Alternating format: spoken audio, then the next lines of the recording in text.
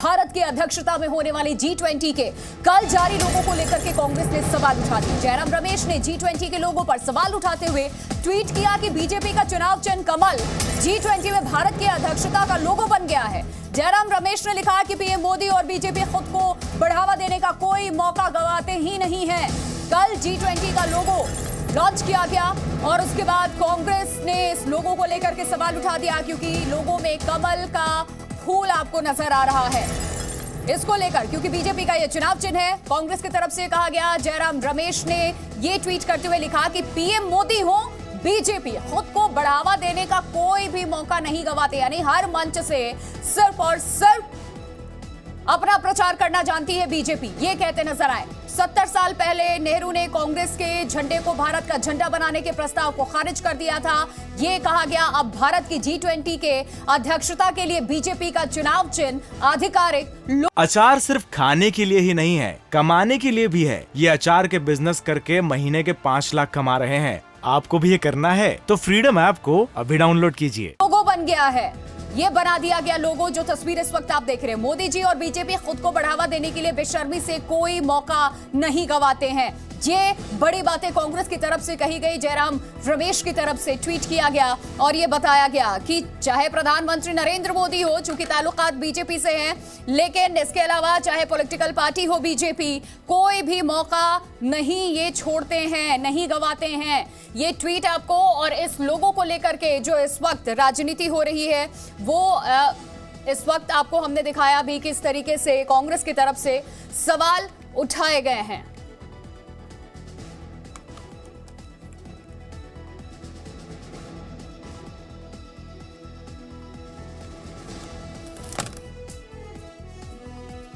तो G20 लोगों पर कांग्रेस हमलावर है, कमल निशान पर कांग्रेस ने सवाल उठाए, लोगों में कमल चिन्ह पर कांग्रेस को ऐतराज है और बीजेपी का चुनाव चिन्ह लोगो बना। जयराम रमेश कांग्रेस के लीडर की तरफ से ये कहा गया, इन्होंने बाकायदा ट्वीट किया, बेशर्मी से अपना प्रचार कर रही है बीजेपी।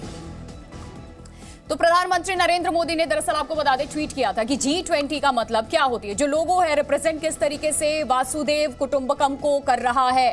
प्रधानमंत्री ने ये कहा है कि इस वासुदेव कुटुंबकम के मंत्र के जरिए यहाँ विश्व बंधुत्व की जिस भावना को हम जीते आए हैं, वो विचार इस लोगो और थीम में प्रतिबिंबित हो रहा है। ये प्रधानमंत्री नरेंद्र मोदी का वो ट्वीट इस वक्त आप देख रहे हैं, जब लोगो और थीम G20 का लॉन्च किया गया। उसके बाद ये बताया गया है कि आखिरकार ऐसा ही लोगो क्यों डिजाइन किया गया, क्यों ये इस तरीके से लोगो हम लॉन्च कर रहे हैं। सबसे पहले आप जो तस्वीर देख रहे हैं उसमें ये वो लोगो है जो G20 के लिए लॉन्च किया गया है। और उसके बाद जो सियासत हुई है, एक तरफ कांग्रेस की तरफ से आरोप लगाया गया कि कोई भी मौका नहीं छोड़ना चाहते हैं।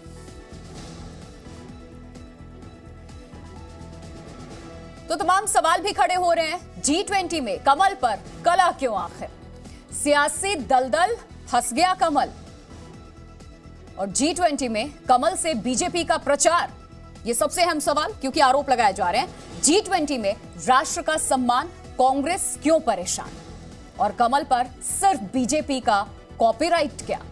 ये वो तमाम सवाल है जिस पर हम चर्चा भी करेंगे। तमाम मेहमान भी हमारे साथ जुड़ चुके हैं। सबसे पहले मैं तारुफ करवा दूं आपका, शहजाद पुनेवाला है, प्रवक्ता है बीजेपी के, संगीत रागी हैं, राजनीतिक विश्लेषक हमारे साथ, अनुराग भदौरिया हैं, प्रवक्ता समाजवादी पार्टी, अजय वर्मा नेता कांग्रेस। बहुत बहुत स्वागत सभी का।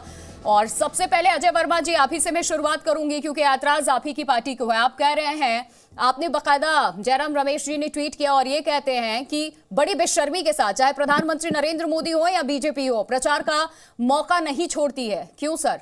सिर्फ आप उसको या तो कांग्रेस उस कमल के फूल को बीजेपी के चुनाव चिन्ह के तौर पे ही देख रही है, इसी वजह से?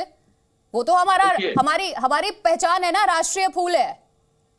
देखिए, राष्ट्रीय पार्टी भी तो है बीजेपी, सरकार भी तो है बीजेपी की। देखिए, सबसे पहले मैं ये बताऊं, आप थोड़ा बैक चले जाइए जानकारी के लिए, अगर ना हो तो। आज से 70 साल पहले स्वर्गीय पंडित जवाहरलाल नेहरू जो भारत के प्रधानमंत्री थे, तो तब एक प्रस्ताव पास हुआ था, आपके लीडर की तरफ से दे दी गई सर, अभी थोड़ी देर पहले दिखा भी दिया। मैं बता दूं, लोगों को तो पता चल जाए कि वो कांग्रेस का जो निशान है उसको हम, इसका राष्ट्रीय प्रतीक, राष्ट्रीय फ्लैग का प्रतीक बना लें। लेकिन हमारे नेताओं ने, हमारे प्रधानमंत्री ने उसको मना कर दिया था कि नहीं, ये हमारी पार्टी का निशान है, राष्ट्रीय प्रतीक, हम राष्ट्रीय चीजों को बनाएंगे।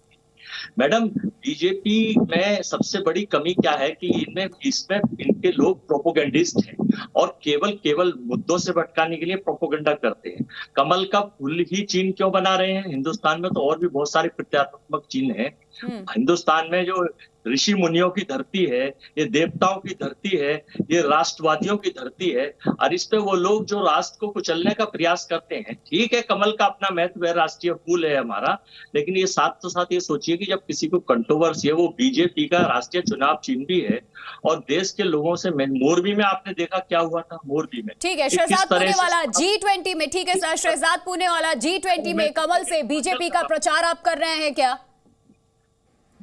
देखिए, मुझे बड़ा दुख होता है, वैसे तो मैं भारतीय मुसलमान हूं, पर ये हमारी माँ लक्ष्मी एक कमल पर विराजमान है। ये हमारी माँ का आसन है, ये हमारी संस्कृति बौद्धिकता का प्रतीक है, ये वसुदैव कुटुंबकम का निशान है।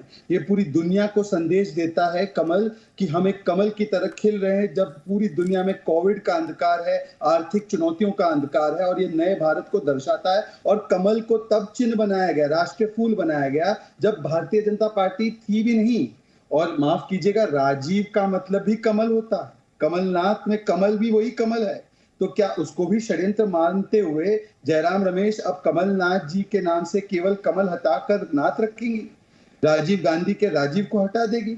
ये किस तरह का विरोध है? एक व्यक्ति का विरोध करते करते हम राष्ट्र चिन्ह, राष्ट्र गान, राष्ट्र गीत, तिरंगा, भारतीय सेना, हमारी ईसी, ईवीएम, सुप्रीम कोर्ट, इस सब का विरोध करते करते आप राष्ट्रीय फूल का भी विरोध करते हैं। और एक और बात बताता हूँ, 1980 के बाद एक स्टैंप भी जारी हुआ है, मैं आपको उसकी तस्वीर दिखाऊंगा, वो कांग्रेस ने जारी किया और उसमें कमल का फूल था। भाई, अगर ये भारतीय जनता पार्टी का चुनाव चिन्ह ही आप मानते हैं, तो फिर आपने वो क्यों करवाया? कमल तो सबका है और कमल में सबका प्रतिबिंब है, और कमल हमारा राष्ट्रीय गौरव का है। और ये इतना गौरवपूर्ण क्षण है कि भारत अध्यक्षता करेगा G20 की अगले साल, उसका आपको जश्न मनाना चाहिए। पर कांग्रेस पार्टी क्या कर रही है? भारतीय संस्कृति का प्रतीक आज पूरी दुनिया में लहरा रहा है, कांग्रेस को उसका दुख हो रहा है। माँ के आसन का प्रतीक जो है वो दुनिया में जा रहा है, उनको उसका विरोध करना है। एक बात बता दूं आखिरी में, इंडोनेशिया मुस्लिम बाहुल है, रागी जी बैठे हैं, इंडोनेशिया मुस्लिम बाहुल है, इस वर्ष G20 की प्रेसिडेंसी वो कर रहा है, उसमें उसका जो चिन्ह है, वो चिन्ह जो है वो बौद्धिक हिंदू संस्कृति का चिन्ह है। एक मुसलमान इंडोनेशिया में उसका विरोध नहीं कर रहा, पर यहां पर कांग्रेस मां के आसन का विरोध कर रही है। मां के आसन का विरोध करने वाली एक कांग्रेस है जो हिंदू को गंदा बोलती है, जो कहती है कि कृष्ण जी जिहाद सिखाते थे। इस बात को कभी मत भूलिएगा कि ये कांग्रेस पार्टी वो है जिसने जॉर्ज के क्रॉस को लगाया नेवी में, परंतु नेवी से जब छत्रपति शिवाजी महाराज का निशान लगाया गया तो इन कांग्रेसियों ने उसका विरोध किया। इन्होंने जब राजपथ को कर्तव्य पथ किया गया तो इन्होंने विरोध किया। इस चिन्ह को लेकर के क्या सियासी यहाँ दलदल में कमल एक बार फिर से फंसता हुआ नजर आ रहा है? और देखिए, G20 का जब ये लोगो लॉन्च किया गया तो प्रधानमंत्री ने जब संबोधित भी किया तो उन्होंने बताया भी कि इसका मतलब क्या है। जिस तरीके का वो लोगो है, जो कलर्स उसमें डाले गए, वो ट्राई कलर है, हमारा तिरंगा है। हमारा देश किसी चीज का प्रतिनिधित्व अगर कर रहा है, पहली बार हमें ये मौका मिला है, तो हम अपने देश के झंडे को वहां बुलंद कर रहे हैं। हमारा जो प्रतीक है, हमारी जो पहचान है, उसको इंटरनेशनल लेवल पे लेके जा रहे हैं। मतलब हर चीज से ऊपर क्या सिर्फ इस देश में राजनीति रह गई है? धन्यवाद। मुझे हाथ जोड़ के निवेदन है, जब मैं बोलूंगा तो आप बीच में टोकेंगे नहीं, इतना तो कृपा कम से कम कीजिएगा और हिंदू संस्कृति संस्कार बनाए रखिएगा, खासकर हिंदुस्तान की।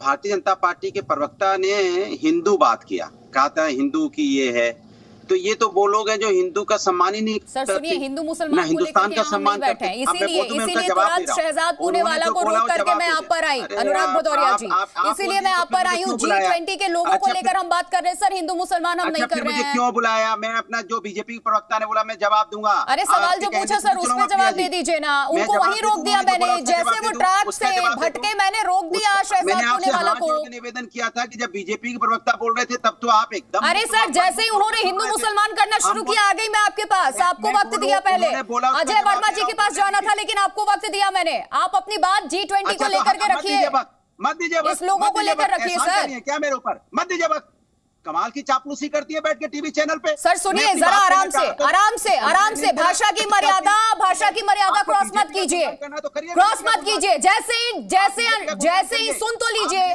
जैसे ही शहजाद पूनेवाला हिंदू मुसलमान करने लगे, गिनाने लगे मुझे अपनी पार्टी की उपलब्धि, मैं सीधा आपके पास आई हूँ। अजय वर्मा कुछ कहना चाहते थे, जवाब देना चाहते थे, लेकिन बात हम कर रहे हैं G20 के लोगों को लेकर। सर जवाब है तो अनुराग जी जवाब दीजिए ना, जवाब है तो जवाब दीजिए। पत्रकारिता का लिहाज रखो। मैंने हाथ जोड़ के आप मुझे लिहाज मत सिखाइए सर। अनुराग भदौरिया आपसे भी इट्स अ रिक्वेस्ट कि प्लीज हम टॉपिक पे आ जाए। G20 के लोगों को लेकर के समाजवादी पार्टी का क्या पक्ष है, किस तरीके से आप अपनी बातों को सामने रखेंगे सर?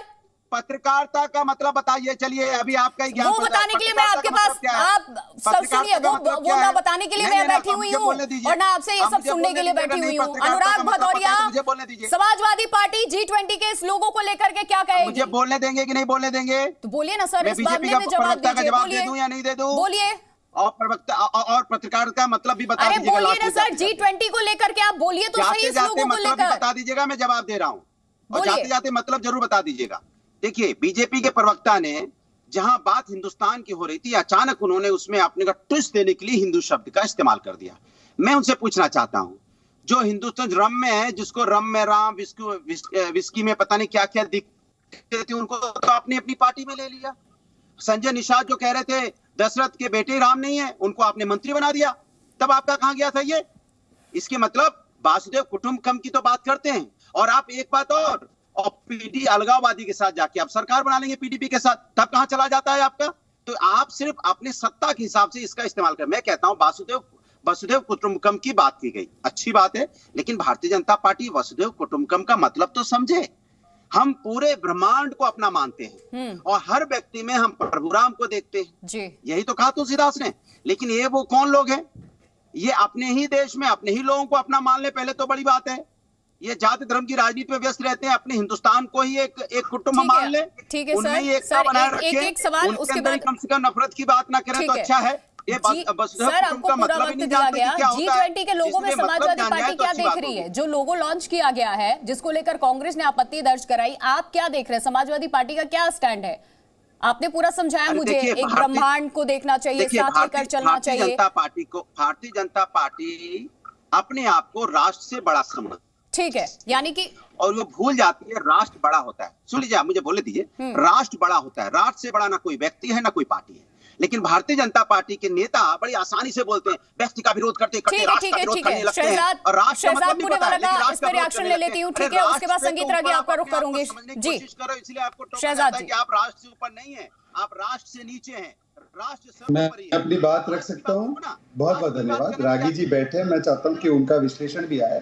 पर ये देखिए, भारत ने ये 1901 सेकेंड, मैडम प्लीज थोड़ा सा यहाँ पे दंगा बंद करवा दीजिए, दंगा बंद करवा दीजिए। ये हरे कुत्ते वाले का, अनुराग भदौरिया आराम से सर आपका जवाब ले लिया, आपने जवाब ही शुरू किया फिर उसी चीज से, इसीलिए मैंने ये पूछा था। G20 के लोगों में आप क्या देखते हैं? भारतीय जनता पार्टी अपनी यहाँ पे राजनीति कर रही है, अपना प्रचार कर रही है, समाजवादी पार्टी को भी यही लगता है। जवाब क्योंकि बहुत बड़ा मंच है, इंटरनेशनल मंच पे अगर ये किसी पार्टी पे आरोप लग रहे हैं कि देश से भी ऊपर आप अपनी पार्टी को रख देते हैं, खुद को रख देते हैं, तो जवाब देंगे ना वो। बोलिए शहजाद जी। दिखाने से क्या होगा?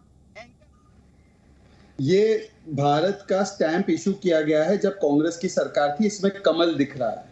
कमल इसलिए किया गया है क्योंकि राष्ट्र का चिन्ह है, राष्ट्र का फूल है। इसी लहजे से उसको वहां पर G20 का लोगो बनाया गया है। मैंने ये बिल्कुल कहा और मुझे गर्व है, मेरी आस्था, मेरी संस्कृति का चिन्ह है कमल, और किसी नेता के नाम में भी कमल ही है, तो मुझे तो बड़ा गर्व है। अब समाजवादी पार्टी बताए यहाँ पर दंगा करने के बदले कि क्या वो इस कमल के चिन्ह का विरोध करती है, क्या वो आस्था और बौद्धिकता के प्रतीक वसुदेव कुटुंबकम के प्रतीक का विरोध करती है, राष्ट्र फूल का विरोध करती है, और कांग्रेस की तरह क्या वो मां के आसन का विरोध करती है? ये धीरे बता दे, क्योंकि ये वही लोग हैं जिन्होंने जब किस प्रकार से वैक्सीन आया तो उसको बीजेपी वैक्सीन का, वैक्सीन को बीजेपी वैक्सीन का इन्होंने। संगीत रागी जी, ठीक है सर, आऊंगे सर, संगीत रागी। देखिए प्रिया जी, कमल जो है वो भारतीय जीवन दर्शन के अंतर्गत सांस्कृतिक और आध्यात्मिक मूल्यों का बोध है। और कोई भी देश जब अपने यहाँ इस प्रकार का आयोजन करता है तो अपने ही सांस्कृतिक और आध्यात्मिक मूल्यों की बोध और जो जीवन दर्शन है, जो पूरी सृष्टि, पूरी समष्टि के लिए जो हमारा जीवन दर्शन है, उसी को वह लेकर के पूरी दुनिया में जाता है। और मुझे लगता है कि प्रधानमंत्री जी ने बहुत अच्छा काम किया है। देखिए, तुलना की जा रही है कि जवाहरलाल नेहरू जी ने ये किया था, झंडे को भारत का झंडा नहीं बनाया था। मैं बताना चाहता हूं उनको कि कांग्रेस का झंडा भारत की अस्मिता, भारत के सांस्कृतिक मूल्यबोध का प्रतीक नहीं था। कमल हमारे भारत के आध्यात्मिक और सांस्कृतिक मूल्यबोध का प्रतीक है। वह जीवन के प्रति एक दर्शन देता है, और वो दर्शन ये है कि हमारा जन्म होता है, हम खिलते हैं, हम मुरझाते हैं और फिर हम उठ करके खड़ा हो जाते हैं जी। यही है वो हिंदू जीवन दर्शन है। इस जीवन दर्शन को ना तो आप किसी अन्य धर्मों के अंदर देखेंगे। ये सिर्फ और हिंदू इस बात का, हिंदू जीवन दर्शन इस बात का, हिंदू आध्यात्म इस बात का, हिंदू संस्कृति इस बात का उद्घोष करती है। ये हमारा घोष वाक्य है कि हमारा जीवन और मरण होता है, हमारा जन्म और अवसान होता है, और फिर हम हमेशा रीबर्थ करते जाते हैं। तो स्वाभाविक है कि ऐसे मूल्यबोध को यदि हम G20 के अंदर ले जाएं तो इसका मतलब यह नहीं है कि वो भारतीय जनता पार्टी का प्रचार कर रहा है। यदि आपने राष्ट्रीय फूल के रूप में उसे एक्सेप्ट किया है तब तो आपको किसी ने नहीं आया। जब आप अशोक स्तंभ का आप प्रयोग कर तब तो किसको ही इस प्रकार का नहीं है। हर जो हम लोग कभी विदेश में जाते हैं तो वहाँ पर लोग दिखाने, चर्च के बारे में दिखाने जाते हैं। हम तो नहीं उनको कॉम्युनल कहते हैं, लेकिन हम अपने इन्फेरिटी कॉम्प्लेक्स में इतने गड़े हुए हैं कि जब भी हम अपने भारतीय दर्शन को, भारतीय मूल्यों को, हम बात करते हैं। अजय वर्मा जी, राष्ट्र सम्मान से कांग्रेस को क्या परेशानी हो रही है? देखिए प्रिया, मैं बहुत देर से सुन रहा था और मैं ये बताना चाहता हूं कि बीजेपी ठीक है, अपनी विचारधारा है, लेकिन मुस्लिम लोग जिसको देवी देवताओं की मूर्ति को बुद्ध कहते हैं जी,